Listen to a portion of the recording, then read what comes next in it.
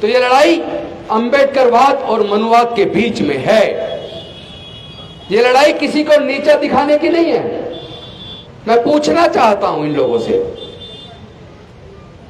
अगर हम हिंदू हैं तो हजारों साल तक देश के 80% से ज्यादा लोगों को पढ़ने लिखने पर धार्मिक बंदिश लगाकर क्यों रखी? अगर हम हिंदू हैं तो हजारों साल तक हमारे संपत्ति अर्जित करने पर, व्यापार करने पर धार्मिक बंदिश लगाकर क्यों रखी?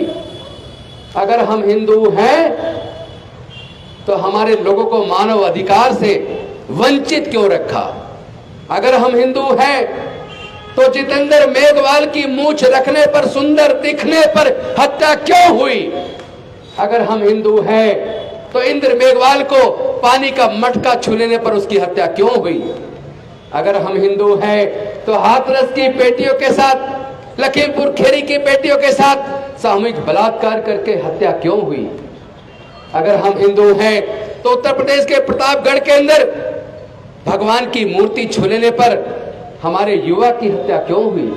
अगर हम हिंदू हैं तो मंदिरों में प्रवेश करने पर हमारे युवाओं की हत्या क्यों होती है? इसका एक ही कारण है, ना तो हम हिंदू हैं और ना कभी आपने हमें हिंदू माना है। आप हमसे नफरत करते हैं, आप लोग हमसे नफरत करते हैं, और हमसे नहीं, आप तथागत बुद्ध के धम्म से नफरत करते हैं, आप डॉक्टर बाबा साहब अम्बेडकर से नफरत करते हैं। ये विचारधारा की लड़ाई है, भावनाओं से नहीं जीती जाएगी। ना तो विचारधारा की लड़ाई कभी भावनाओं से लड़ी जाती है और ना कभी विचारधारा की लड़ाई भावनाओं से जीती जाती है। विचारधारा की लड़ाई बुद्धि और विवेक से, ज्ञान से, और वो भी प्रज्ञा पर आधारित ज्ञान से जीती जा सकती है। उत्तेजना में आकर नहीं, बुद्धि और विवेक से। हम लोग जरा सोचिए, हम लोग बुद्ध की बात तो कर रहे हैं, लेकिन जो बुद्ध का विचार है, जो बुद्ध के सिद्धांत हैं, जो बुद्ध के नैतिक मूल्य हैं, क्या हम उसे अपने आचरण में उतारते हैं? अगर बुद्ध के नैतिक मूल्यों को, विचार को और सिद्धांतों को हम लोग अपने आचरण में नहीं उतारते तो फिर हम बुद्ध को नहीं मानते। बुद्ध का धर्म नफरत नहीं सिखाता, बुद्ध का धर्म प्यार सिखाता है।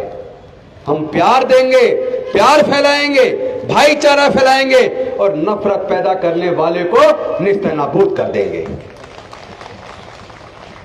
मैं पूछना चाहता हूं, आज यूएनओ की रिपोर्ट आई है अभी, वो बताती है आधे से ज्यादा यूरोप 2050 तक बौद्ध बन जाएगा। एक और रिपोर्ट आई है, अमेरिका और ऑस्ट्रेलिया के अंदर सबसे ज्यादा क्रिश्चियन हैं, लेकिन जितनी तेजी से वहां लोग बौद्ध बन रहे हैं, 10 से 15 सालों के अंदर अमेरिका और ऑस्ट्रेलिया के अंदर बौद्धों की संख्या ज्यादा हो जाएगी। बौद्ध धर्म प्रज्ञा पर आधारित है। बौद्ध धर्म समता, स्वतंत्रता, बंधुता, न्याय, प्रज्ञा, करुणा, शील, मैत्री पर आधारित है। अपनी अच्छाई की वजह से फैल रहा है। हम जाकर कोई अमेरिका के लोगों को, यूरोप के लोगों को, ऑस्ट्रेलिया के लोगों को बौद्ध नहीं बना रहे हैं। वहां के लोग बुद्ध की जो नैतिक मूल्य है, बुद्ध के जो ज्ञानवर्धक शिक्षाएं हैं, जो सबको मानव को एक समान मानती है, क्योंकि बुद्ध का धम्म और धर्म के अंदर जमीन आसमान का फर्क है। हमें अंतर समझना होगा। धर्म में और धम्म में बहुत बड़ा अंतर है, लेकिन हमारे लोग इस अंतर को ना तो करते हैं ना समझते हैं। धर्म चलता है धर्मशास्त्र से, जो धर्मशास्त्र में लिख दिया उसको ही मानना होगा, उससे ना आगे ना उससे पीछे। उसमें बुद्धि का इस्तेमाल करने के लिए कोई स्थान नहीं है। इस्लाम चलता है कुरान से, ईसाई धर्म चलता है बाइबल से, हिंदू धर्म चलता है गीता से, सिख धर्म चलता है गुरु ग्रंथ साहिब से, लेकिन तथागत बुद्ध का धर्म वो प्रज्ञा से चलता है। वो समता पर आधारित है, वो मानवता पर आधारित है, वो मैत्री पर आधारित है, वो करुणा पर आधारित है। वो ऐसे ज्ञान से चलता है, वो ज्ञान जो प्रज्ञा पर आधारित हो। उसके अंदर अंधविश्वास के लिए, पाखंडवाद के लिए कोई जगह नहीं है। उसके अंदर नफरत के लिए कोई जगह नहीं है। तो हम लोगों को यह देखना है वो कौन लोग हैं जिन लोगों ने वर्ण व्यवस्था बनाई। वो कौन लोग हैं जिन्होंने जातियां बनाई? क्योंकि अमेरिका में जातियां नहीं है, इंग्लैंड में जातियां नहीं है, इटली में जातियां नहीं है, स्पेन में जाति नहीं है, फ्रांस में जाति नहीं है, जर्मनी में जाति नहीं है, रसिया में जाति नहीं है, जापान में जाति नहीं है, चाइना में जाति नहीं है, न्यूजीलैंड में जाति नहीं है, ऑस्ट्रेलिया में जाति नहीं है। जब पूरे दुनिया के अंदर जाति नहीं है तो केवल भारत के अंदर जाति क्यों? और ये जाति किसने बनाई? जातियों के बनने से किसको फायदा हुआ और जातियों के बनने से किसको नुकसान हुआ? देश में केवल देश के सारे संसाधनों पर कब्जा केवल 10% लोगों का है। 90% लोग संसाधन से विहीन है, 90% लोग गरीब और लाचार हैं, 90% लोग नागरिक जीवन जीने के लिए मजबूर हैं, नरक की जिंदगी जी रहे हैं। 90% लोगों से एजुकेशन को महंगा करके एक साजिश के तहत दोबारा से छीन लिया गया है। जो हमारे विकास के रास्ते जो डॉक्टर बाबा साहब अम्बेडकर ने बनाए थे, वो हमारे एजुकेशन के रास्ते खोलकर, हमारे रिप्रेजेंटेशन दिलाकर, शिक्षण संस्थानों में रिजर्वेशन देकर, सरकारी नौकरियों में रिजर्वेशन देकर दिए थे, वो रास्ते आज की इन सरकारों ने एक साजिश के तहत बंद कर दिए हैं। एक तरफ उन्होंने पिछले 15 से 20 सालों में 1.5 लाख से ज्यादा सरकारी स्कूल बंद कर दिए, धीरे धीरे सरकारी शिक्षा के स्तर को बर्बाद कर दिया। ऐसा कर दिया कि सरकारी स्कूलों से पढ़ने वाले बच्चे केवल मजदूर बन सकते हैं, वो अफसर नहीं बन पाएंगे। तो ये हुआ क्यों?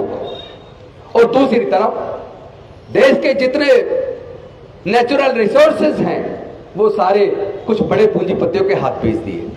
देश के जितने सार्वजनिक उपक्रम हैं, जिसमें Indian railways, air India, airports, bank, insurance कंपनियां, पेट्रोलियम कंपनियां, गैस कंपनियां, बाल्को, नाल्को, आईटीडीसी के होटल, ये सारे के सारे बड़े बड़े पूंजीपतियों को बेचकर देश को कंगाल कर दिया है।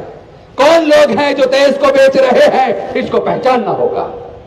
अगर आपने आज नहीं पहचाना, याद रखना देश फिर से गुलाम होगा और आपके आने वाले बच्चे गुलाम होंगे। मैं पूछना चाहता हूं, क्या आप अपने बच्चों को गुलाम देखना चाहते हो? अगर नहीं देखना चाहते तो आपको न्याय के लिए लड़ना होगा, आपको समता के लिए लड़ना होगा, आपको मानवता के लिए लड़ना होगा। आपको तथागत बुद्ध का धम्म ही बचा सकता है। इस भारत को, केवल भारत को नहीं, जिस तरह जहां जहां कट्टरपन बढ़ा है वो देश तबाह और बर्बाद हो गए हैं। अगर इस दुनिया को कोई बचा सकता है और भारत को भी कोई अगर बचा सकता है तो केवल तथागत बुद्ध का धम्म और उसके नैतिक मूल्य बचा सकते हैं, वरना कोई और दुनिया में बचाने वाला पैदा नहीं हुआ। क्योंकि ये लड़ाई विचार की है, विचार से लड़ी जाएगी, विचार से लड़ी जाएगी, कोई दूसरा तरीका नहीं है। दुनिया को 550 साल पहले सिख धर्म मिला, दुनिया को 1400 साल पहले इस्लाम धर्म मिला, दुनिया को लगभग 2000 साल पहले ईसाई धर्म मिला, दुनिया को लगभग 2550 साल पहले बौद्ध धर्म मिला, दुनिया को लगभग 2600 साल पहले जैन धर्म मिला, दुनिया को लगभग 3500 साल पहले सनातन धर्म मिला। उससे पहले याद कीजिए, दुनिया की 3 सबसे पुरानी सभ्यताएं थी। एक सभ्यता थी इराक की, जो दजला और फ्रात नदियों के बीच बसती थी, जिसको बोलते थे मेसोपोटामिया की सभ्यता। दूसरी सभ्यता इजिप्ट की थी और तीसरी दुनिया की सबसे पुरानी सभ्यता भारत की सिंधु घाटी की सभ्यता मोहनजोदाड़ो और हड़प्पा संस्कृति थी। और जब हड़प्पा संस्कृति थी, जब सिंधु घाटी की सभ्यता थी, तब दुनिया के अंदर कोई धर्म नहीं था। धर्म भी इंसान ने बनाया है और जाति चालाक इंसानों ने बनाई है। जाति की वजह से हजारों साल तक हम लोगों ने उत्पीड़न झेला है। अब इस लड़ाई को लड़ना होगा। अपने बच्चों के भविष्य के लिए हमें इस लड़ाई को लड़ना होगा। अब हम अपने बच्चों को दोबारा गुलाम बनते हुए नहीं देख सकते। कौन लोग हैं जिन्होंने जाति बनाकर, धर्मशास्त्रों में लिखकर हजारों साल तक हमें मानवता के दर्जे से वंचित रखा? इसको पहचानना होगा।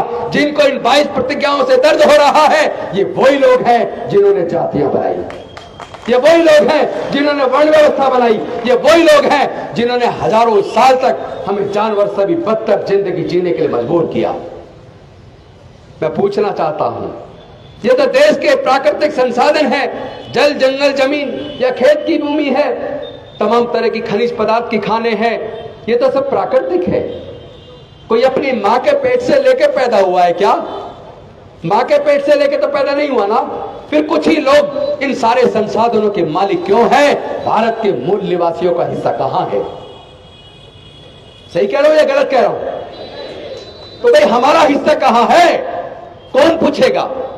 अब तो न्यायालयों से भी न्याय नजर नहीं आता, उनके निर्णय में न्याय नहीं दिखता। लोग बड़े हताश और उदास हैं। देश को बचाने की जिम्मेदारी आपके और हमारे सबके कंधों पर है। ये लोग देश को तोड़ना चाहते हैं। इनके नेताओं के भाषण देखिए, इनके सांसदों के और मंत्रियों के भाषण देखिए, नफरत पैदा कर रहे हैं। चारों तरफ नफरत ही नफरत, और उसके ऊपर कोर्ट चुपचाप बैठे हैं। क्या कोर्ट के पास भारत के संविधान ने ऐसी पावर नहीं दी कि जो लोग देश के अंदर नफरत का वातावरण पैदा कर रहे हैं, जो इंसान इंसान में भेद पैदा कर रहे हैं, जो जाति और धर्म के नाम पर लोगों की हत्याएं करते हैं, ऐसे लोगों को क्या कोर्ट रोक नहीं सकती? क्योंकि सरकार तो नहीं रोक पा रही, कम से कम कोर्ट तो रोके। मैं पूछना चाहता हूं, देश की जांच एजेंसियों को पावर कौन देता है? देश की सरकारों को पावर कौन देता है? देश के न्यायालयों को पावर कौन देता है? देश के ब्यूरोक्रेट्स को पावर कौन देता है? इन सबको पावर डॉक्टर बाबा साहेब अम्बेडकर का बनाया संविधान देता है। लेकिन ये बीजेपी के गुलाम बन गए लोग। क्या देश की जांच एजेंसियां, देश की पुलिस, क्या वो बीजेपी के कार्यकर्ता है जो बीजेपी के इशारे पे काम करते हैं? जब आपको पावर संविधान देता है तो आपको संविधान के हिसाब से काम करना होगा। अगर आप नहीं करेंगे तो भारत जाग रहा है। भारत को, भारत के मूल निवासी बचाएंगे। तुम भारत को जलाने का काम करो, हम भारत को बचाने का काम करेंगे। तुम भारत को तोड़ने का काम करो, हम भारत को जोड़ने का काम करेंगे। लेकिन इस काम में अगर कोई बाधा है तो हमारे बहुजन समाज के लोग स्वयं हैं। मैं पूछना चाहता हूं, जब जातियां कुदरत ने नहीं बनाई और जातियों के बनने से हमारा नुकसान हुआ है और जाति की वजह से हमारे साथ जातिगत उत्पीड़न होता है, तो फिर आप जातियों को जिंदा क्यों रखे हुए हो? इन जातियों को आग लगा दो, जातियों को तोड़ दो, समाज को जोड़ दो और एक ऐसे भारत का निर्माण करो जहां समता, स्वतंत्रता, बंधुता और न्याय हो, जहां प्रज्ञा पर आधारित ज्ञान हो, जहां मैत्री हो, करुणा हो, सील हो। हम इन 22 प्रतिज्ञाओं के अंदर सील का आचरण करने का संकल्प लेते हैं। मानवता के ऊपर आधारित भारत का निर्माण करने का संकल्प लेते हैं। नफरत को खत्म करने का संकल्प लेते हैं। हम नशा नहीं करेंगे, व्यभिचार नहीं करेंगे, हिंसा नहीं करेंगे। तो ये क्या बुरी चीज है? अरे यही चीज है जो देश को बचाएगी। मैं तो ये कहता हूं, कम से कम 22 को पूरा पढ़ तो लो। ऊपर की 3 को पढ़ते हो, 3 को नहीं, पूरे 22 को पढ़ो। जितने बार पढ़ोगे आपका मन खुश हो जाएगा और भारत बच जाएगा, भारत बच जाएगा। इन्हीं शब्दों के साथ मैं आपसे एक आश्वासन चाहता हूं। एक तो आप नेताओं के गलों में बड़ी बड़ी मालाएं डालना और ये गुलदस्ते देना बिल्कुल बंद कर दो। उनको सोच पहनाना, अपना इतना पैसा उनके ऊपर खर्च करना बंद कर दो। आप लोग न्याय की बात करो, मानवता की बात करो, आपस में प्यार पैदा करो। अपने खुद के अंदर फैले हुए जातिवाद को तो खत्म करो। अगर आप लोग जातियों को जिंदा रखोगे, अगर आप लोग आपस में रोटी बेटी का रिश्ता नहीं कर सकते, तो जिन्होंने जातियां बनाई है उनसे जाति खत्म करने की उम्मीद मत करना। क्या आप लोग जातियों को खत्म करने के लिए तैयार हैं? तो मेरे साथ एक नारे को आवाज दो। जब मैं कहूंगा जाति छोड़ो, आप कहो समाज छोड़ो। जाति छोड़ो, जाति छोड़ो, जाति छोड़ो। बौद्ध धर्म की क्या पहचान? मानव मानव एक समान। बौद्ध धर्म की क्या पहचान? मानव मानव एक समान। बौद्ध धर्म की क्या पहचान? मानव मानव एक समान। जय जय जय जय जय भीम, जय जय जय जय जय भीम, जय जय जय जय जय भीम। बहुत बहुत धन्यवाद। नमो बुद्धाय। जय भीम, जय भारत।